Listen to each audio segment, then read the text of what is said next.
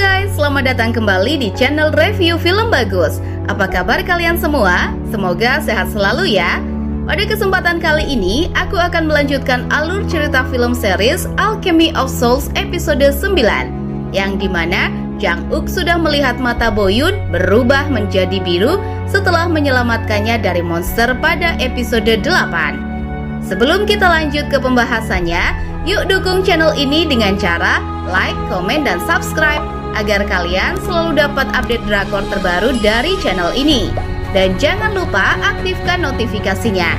Tanpa berlama-lama lagi, yuk kita langsung aja bahas alurnya. Inilah Alchemy of Souls episode 9. Di episode sebelumnya, terlihat Boyun yang sedang dikejar oleh monster dan tiba-tiba Jang Uk datang menyelamatkannya. Jang Uk lalu melihat ada tanda biru di mata Boyun yang merekah bagai bunga. Dan tanda itu sangat mirip dengan tanda milik Mudok yang diisi jiwa Naksu saat itu. Jang Uk lalu bertanya kepada Boyun, "Siapa kau sebenarnya?" Boyun menjawab, "Aku pemindah jiwa yang memiliki bercak biru di mata ini. Dan aku bukanlah Jin Boyun." Belum sempat Boyun menjelaskan, tiba-tiba pangeran datang. Jang Uk langsung menutup mata Boyun karena dia khawatir pangeran melihatnya. Mereka lalu menghampiri tengkorak yang ditemui Boyun sebelumnya, dan di situ terdapat bola biru misterius. Setelah diperiksa, ternyata itu adalah batu es. Tapi batu es itu tidak memiliki energi langit dan bahkan menyerap energi manusia. Boyun lalu bertanya, "Kenapa kalian ada di sini?" Jang Uk menjawab, Boyunlah yang memanggilnya di sini. Ternyata pangeran dan Jang Uk bekerja sama selama ini.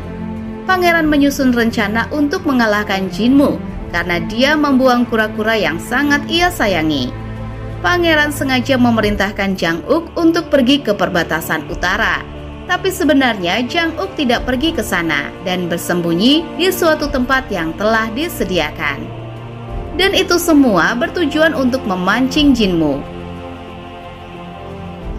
Pangeran lalu masuk ke organisasi rahasia Jinmu agar dia tahu komposisi kekuatan dan rencananya, supaya bisa mencari celah untuk menyerangnya. Saat Boyun memasuki Guido, Jinmu langsung menggerakkan organisasinya, karena dia beranggapan Boyun akan terjebak di sana, dan Jang Uk telah pergi ke perbatasan utara. Mendengar hal itu, pangeran langsung datang menemui Jang Uk dan membeberkan semua rencana Jinmu. Tapi dia mengatakan ada satu masalah di sini, karena sekarang Boyun sedang terperangkap di dalam Guido. Di saat mereka bingung memikirkan cara untuk menyelamatkan Boyun, tiba-tiba ada seekor kura-kura. Dan itu kura-kura pangeran yang sebelumnya dibawa Boyun masuk ke dalam Guido. Ternyata kura-kura itu keluar melalui portal yang dibuat oleh Boyun tanpa disadarinya. Dan mereka pun bergegas menyelamatkan Boyun. Boyun palsu atau Naksu lalu menyadari bahwa Boyun aslilah yang sebenarnya membuat portal tersebut, yang bertujuan untuk menyelamatkan tubuhnya. Dari sini kita memanggilnya Naksu saja, biar tidak bingung karena sekarang Boyun perlahan mulai eksis. Sin berpindah ke Puan Jin. Dia menceritakan ke Guru Li bahwa saat ini Boyun berada dalam Guido. Dia juga merasakan jiwa Naksu sudah bangkit di tubuh putrinya. Dan dia menanyakan apakah Boyun akan bangkit seutuhnya seperti yang dikatakan Seo Yul. Guru Li lalu menjawab, "Ya, dan pasti selamat dari Guido, karena tubuh itu adalah jiwa yang sangat kuat." Guru Li balik bertanya kepada Puan Jin perihal penggunaan batu es dulu yang digunakan untuk menyelamatkan putrinya yang meninggal dalam kandungan, dan itu adalah Jin Boyun. Guru Li mengatakan bahwa batu es yang kini ada pada tubuh Jang Uk adalah peninggalan dari Tuan Seo Gyeong untuk menyelamatkan Jin Soran. Tapi akhirnya Jin Soran pun mati. Dia curiga bahwa jiwa Jin Soran tertinggal dalam batu es itu, yang artinya sebenarnya Boyun sudah mati sejak dalam kandungan, dan yang lahir ke dunia itu adalah Jin Soran. Scene berpindah kepada Seo-yul. Dia menemukan sebuah ramuan pada saat pemakaman So-i. Ramuan itu disinyalir dapat mempengaruhi pikiran seseorang dan menuruti semua perintah tuannya. Seo-yul lalu menyelidiki ramuan tersebut. Dia mendatangi bawahan So-i dan bertanya tentang apa yang diketahuinya tentang ramuan itu. Dia menjelaskan bahwa itu adalah obat bius lonceng, karena orang yang meminum ramuan tersebut akan mendengar suara lonceng, kemudian menjadi gila. Dia juga menceritakan bahwa obat itu pernah digunakan ke seorang gadis dari desa Sari. Mendengar hal itu, Seo-yul terkejut. Dia curiga bahwa dulu ketika Naksu membantai Songrim karena pengaruh dari ramuan tersebut. Sementara itu, Jang-uk terus memikirkan Naksu. Dia memutar semua ingatannya bahwa Boyun dan Naksu sangatlah sama. Begitu juga kata-kata yang selalu diucapkannya. Dia juga ingat bahwa Guru Lee pernah berpesan untuk mengungkap rahasia Puan Jin. Dia lalu berpikir Naksu dan Boyun adalah orang yang sama. Pangeran pun lalu berpamitan kepada Naksu karena dia harus kembali menemui Jinmu sesuai rencananya. Dan sekarang, di dalam Guido itu hanya ada Naksu dan Jang-uk. Naksu pun mempersilahkan Jang-uk untuk bertanya apapun tentang dirinya saat ini. Tapi Jang-uk menolak. Dia tidak ingin mengetahui kebenarannya, walaupun dia sudah menyadarinya. Jang-uk lalu membuat pilihan kepada Naksu. Apakah dia harus menyelesaikan tugasnya atau hidup bersamanya dalam Guido? Jelas pilihan yang sulit untuk mereka, karena mereka sudah saling mencintai dalam dua kehidupan. Tapi mereka sadar bahwa tinggal di dalam Guido adalah hal yang salah. Naksu lalu memerintahkan Jang-uk untuk keluar menghabisi semua pemindah jiwa yang ada. Tapi sebelum itu, dia juga harus membunuhnya karena Naksu sendiri merupakan pemindah jiwa. Tentu saja Jang-uk tak sanggup melakukan itu. Dan karena Naksu akan lenyap dengan sendirinya, mereka pun memutuskan untuk tidak saling mengenali dan hidup bersama dalam penderitaan. Sementara itu, Songrim sedang menyusun rencana. Pak Danggu ditugaskan untuk pergi ke Jinyowon untuk berjaga-jaga.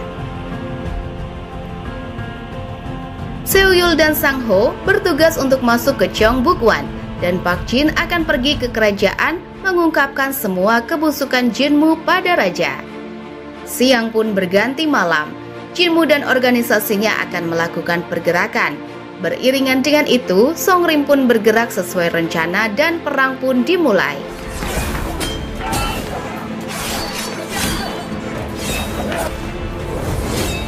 Jang-uk lalu keluar dari Guido.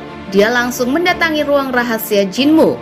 Jang-uk menyadari bahwa ruangan itu ditutup oleh sebuah tabir, dan dengan sedikit gerakan tabir itu berhasil dimusnahkan. Jang-uk lalu membuat beberapa tabir yang berfungsi untuk memanipulasi ruang dan waktu. Dan dia membelah dirinya menjadi beberapa jiwa, lalu memusnahkan semua pemindah jiwa yang ada di situ seorang diri. Dia juga mengirim Jinmu ke Guido sesuai keinginan Naksu. Jinmu begitu kegirangan saat dirinya menemukan batu es di dalam Guido, dan Naksu datang menawarkan bantuan kepada Jinmu untuk menjadikan batu es itu menjadi miliknya. Jinmu yang memang sangat menginginkan hal itu langsung dengan senang hati menerima bantuan Naksu. Tapi apa yang terjadi? Tubuh Jinmu mengering bagai ranting pohon yang tinggal menunggu waktu untuk hancur.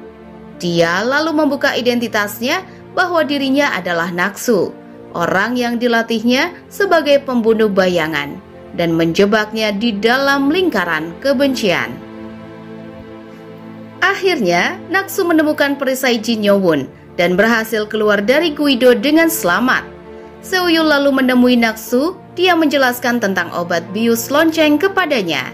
Seo-yul lalu menjelaskan bahwa dulu saat Naksu membantai orang Songrim dan menusuk Jang-uk, itu karena dirinya dipengaruhi oleh obat tersebut, dan dia tidak perlu merasa bersalah akibat itu semua. Naksu sedikit lega mendengarnya. Tapi itu tidak dapat merubah kesepakatannya dengan Jang Uk bahwa mereka akan berpura-pura tidak saling mengenali dan hidup bersama dalam penderitaan. Sementara itu, Jang Uk kelelahan karena efek dari menggunakan kekuatan batu es. Dia merasa kedinginan hingga harus menempatkan begitu banyak perapian. Pak Jin lalu menghadap raja dan melaporkan semuanya. Tapi respon raja sepertinya tidak suka dengan kejadian ini, karena Song Rim mempunyai Jang Uk yang bisa melakukan segalanya, sehingga semua klan kerajaan tidak akan mampu berbuat banyak terhadap Song Rim. Pertemuan umum pun dimulai. Naksu menjelaskan sebagai Boyun bahwa dirinya berhasil menemukan perisai Jin Yowun di dalam Guido. Itu membuktikan bahwa dirinya merupakan penyihir berkemampuan tinggi. Dia juga dapat melakukan penyatuan batu es yang ada di dalam Guido ke tubuh Jinmu. Dan karena itu adalah batu es kosong, maka Jinmu akan mati mengering di sana.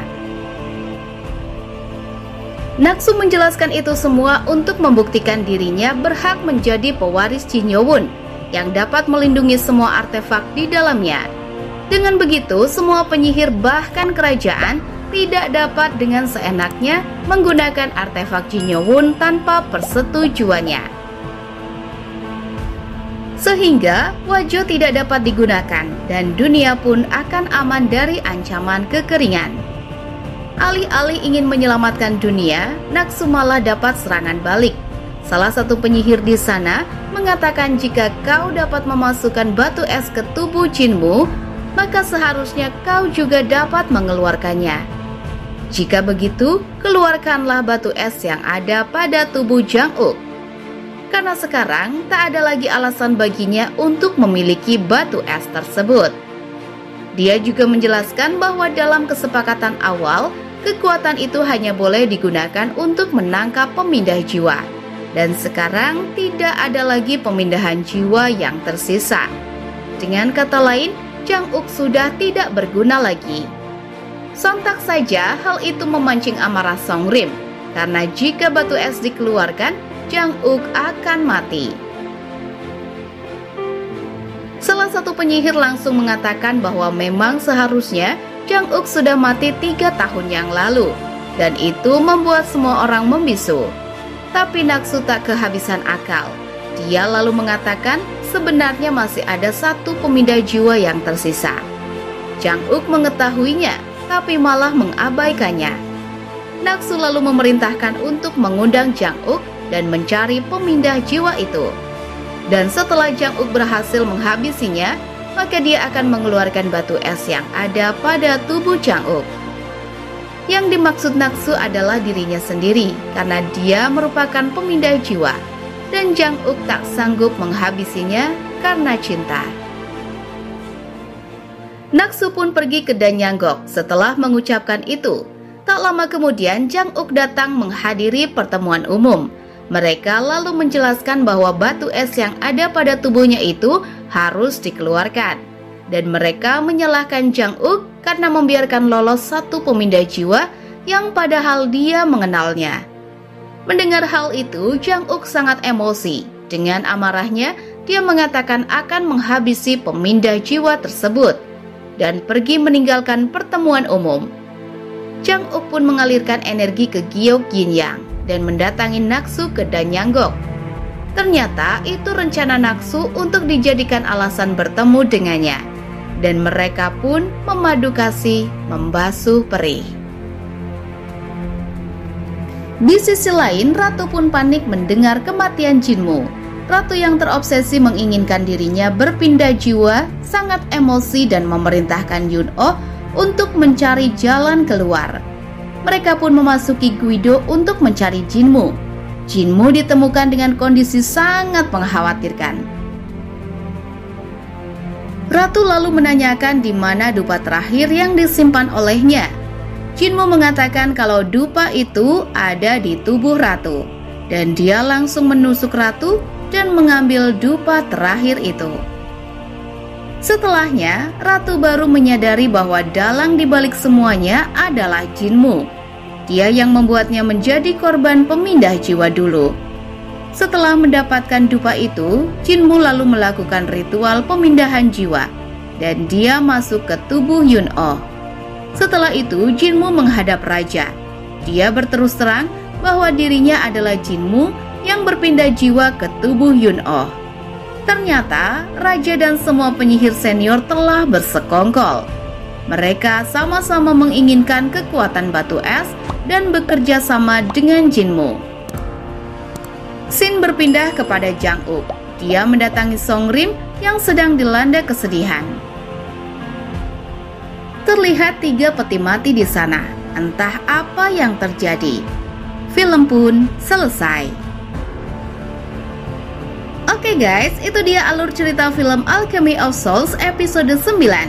Buat kalian yang suka dengan alur film ini, nantikan episode selanjutnya ya guys. Dan jangan lupa untuk selalu dukung channel ini. Aku admin channel review film bagus, mohon undur diri. See you next video.